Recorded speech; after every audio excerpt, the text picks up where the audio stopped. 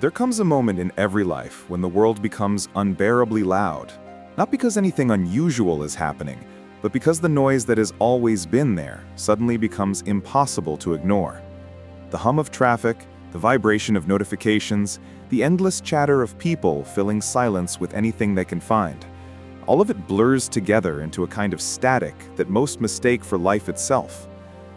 Yet beneath that static, there is something else, something quiet, something ancient, something most people never dare to hear. Imagine sitting alone in a room while the city moves without you. For the first time, you are not participating in the performance. You are simply watching it, as if from behind glass. And in that moment of separation, you feel a strange shift inside you. A tension, a question, a realization that the world is constantly pulling you outward, toward interaction, toward stimulation, toward roles you didn't choose and conversations you don't care about. Modern life has become a carousel of distractions, the compulsive scroll of social media, the shallow exchanges masquerading as connection, the relentless push to be seen, to be productive, to be relevant. And yet, despite all this noise, people feel more lost than ever, more anxious, more directionless, more disconnected from themselves. Why? Schopenhauer believed the answer was painfully simple. People have forgotten how to be alone. They fear the silence because silence leaves them with only themselves. And that is the one encounter most are unprepared for. But what happens when a person stops running? What emerges when the need for validation falls away, and the mind is finally left without an audience? Does something weaken, or does something awaken? Schopenhauer argued that solitude is not an escape from the world, but a return to one's deepest nature. That greatness does not grow in the glare of attention, but in the shadows of quiet reflection. And so the question becomes unavoidable. If the greatest minds in history embraced solitude, what if we lost by abandoning it? The journey to answer that begins the moment you step away from the noise. Schopenhauer believed that the greatest divide between human beings is not class, wealth, or intelligence. It is the difference between those who possess a rich inner world and those who do not. One group finds life meaningful within themselves. The other must constantly search for meaning outside. And from this difference arises the entire drama of solitude. In Schopenhauer's view, a person with a deep inner life is naturally drawn inward. Their mind becomes a landscape, full of imagination, ideas, questions, and private visions that can occupy them for hours. They do not fear silence, because silence is where their real life takes place. But for a person whose inner world is barren, solitude feels like suffocation. They reach for their phone the moment they're alone, not out of habit, but out of fear. Fear of the emptiness that rises when there is no noise left to hide in. Schopenhauer described reality as split into two realms, the outer world and the inner world. The outer world seduces with status, admiration, stimulation. It offers easy pleasure, shallow conversation, and a sense of belonging purchased at the cost of authenticity. The inner world demands effort, reflection, imagination.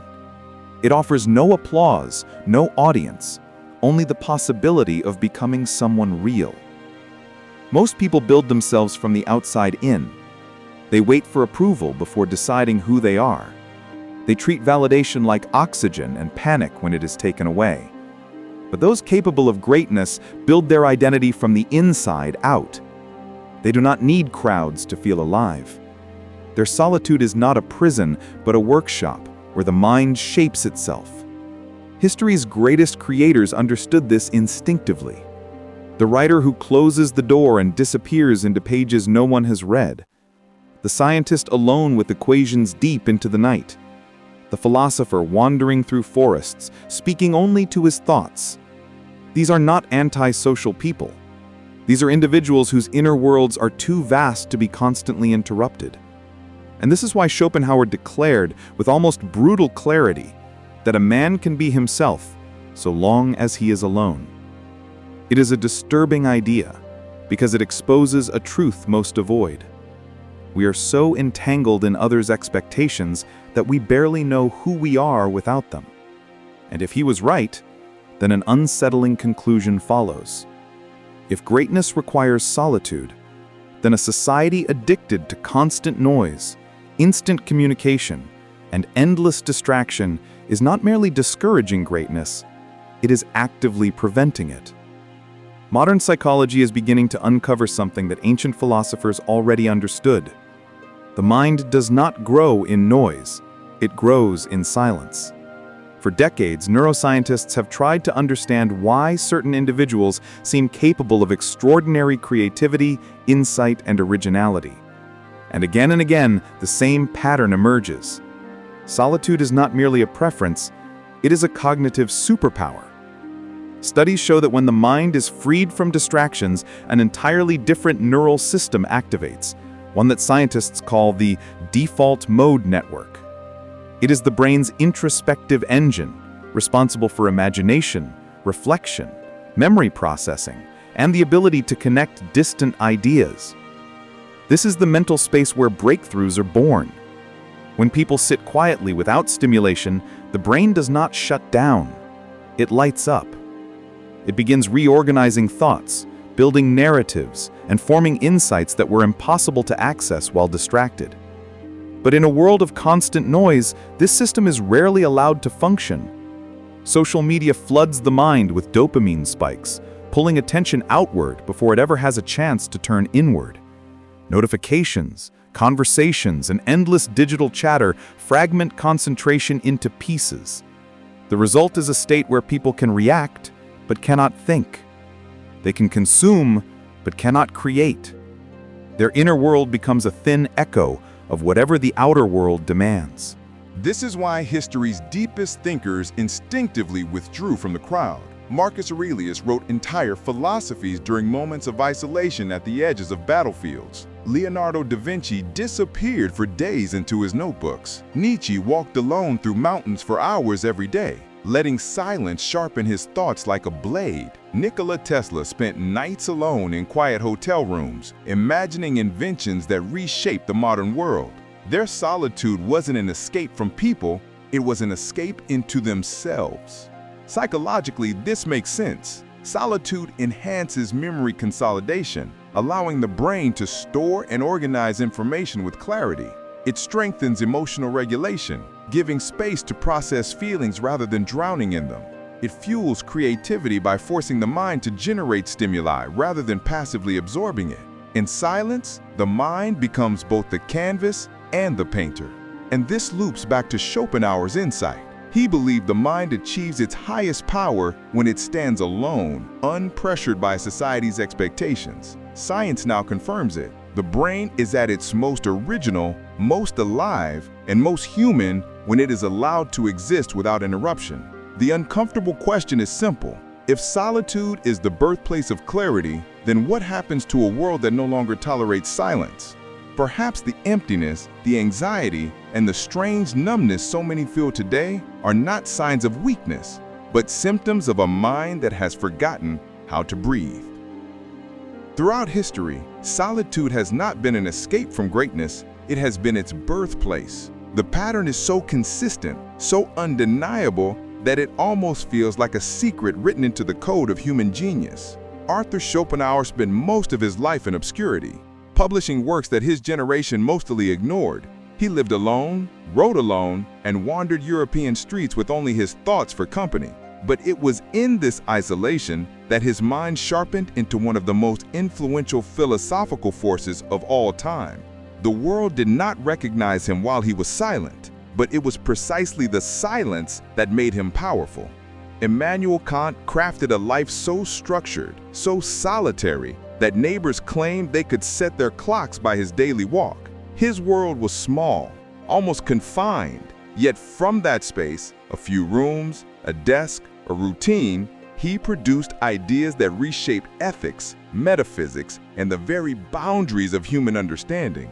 His solitude wasn't confinement, it was clarity. Nikola Tesla lived in near total isolation, often avoiding relationships in public life. To most, he appeared eccentric, detached, perhaps even strange. But inside that solitude was a storm of imagination. His visions of wireless power, modern electricity, and technological revolution were born not from collaboration, but from nights spent alone in thought, walking silently through empty New York streets. Emily Dickinson rarely left her home and often retreated to a single room. In her quiet world, she wrote poems that pierce centuries, revealing depths of emotion and insight that society could never have extracted through conversation or noise. Her solitude became her universe, and through it, she reached timelessness.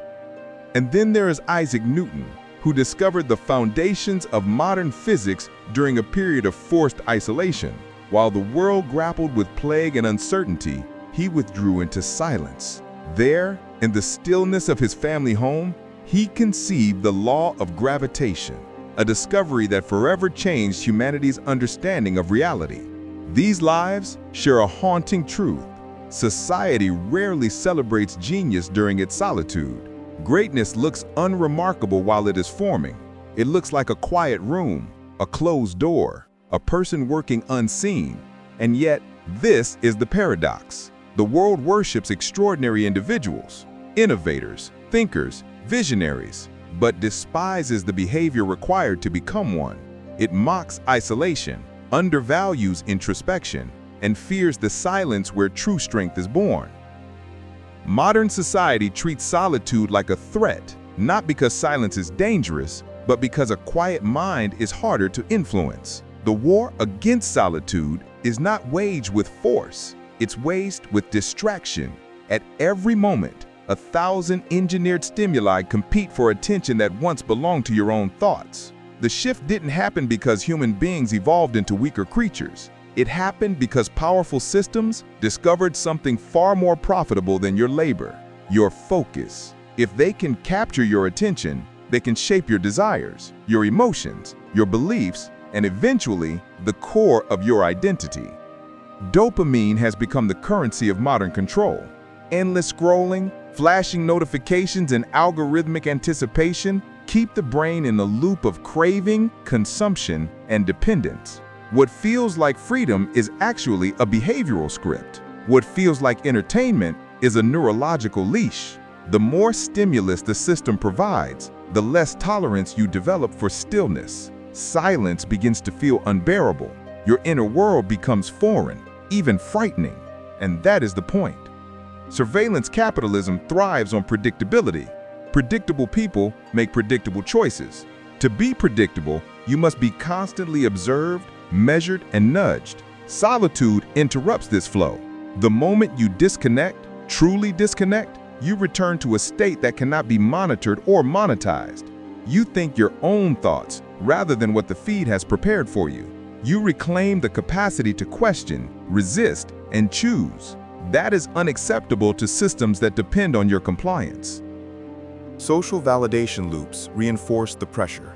Approval is now a commodity distributed in tiny doses, shaping behavior through rewards and punishments. Every like, comment, or view becomes a subtle cue. Stay visible, stay active, stay performing. The culture praises hyperconnectedness as if being unreachable is a moral failure. But beneath that moral facade lies an economic mechanism. If you are alone, not producing content, not reacting, not consuming, you exit the circuit of profit. So society glorifies noise and treats silence like rebellion. The economics of distraction ensure that anything pulling you into introspection loses the battle before it starts. Long-form reading, deep thinking, slow contemplation, these are financially useless to the engines of attention extraction, and so they are quietly discouraged. The world begins to reward impulsivity over patience, spectacle over substance, conformity over inner clarity. Schopenhauer warned that crowds make people shallow and reactive, dissolving individuality into mindless imitation. Solitude, on the other hand, creates depth. It stabilizes the mind, sharpens discernment, and restores personal sovereignty. And sovereign individuals cannot be molded. Here lies the uncomfortable truth.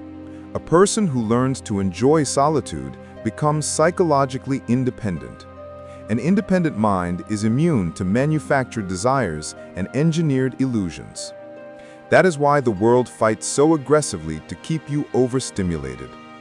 If you learn to enjoy solitude, society loses its power over you. The transformation begins quietly, almost imperceptibly, the moment a person steps away from the constant hum of the world. At first, it feels unnatural. The mind, trained to expect stimulation, begins to tremble in the sudden absence of noise. Discomfort rises like a tide. Restlessness, anxiety, even fear emerge when the external world finally stops speaking and the inner world begins.